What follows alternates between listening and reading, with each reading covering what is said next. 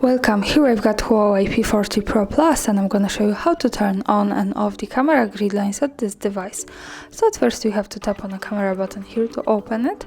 And as you can see, for now we are in the standard photo mode, so to get access to the grid lines we have to move to more advanced options. We can do it by tapping on this button here in the right corner, and it gives us access to advanced camera settings. From here let's slide a little bit down to the general settings, and as you can see here we have the assistive grid option. So by using this button we can easily turn on and turn off the camera grid lines like that. So this is how it works here, and for now let me keep this turned on and let's go back to the camera preview to show you how it looks like. And here we are. As you can see, it generates us these lines. This is helpful, for example, when we want to use the rule of thirds in photography and making experiments with composition. Also remember that these lines are not visible at the real picture.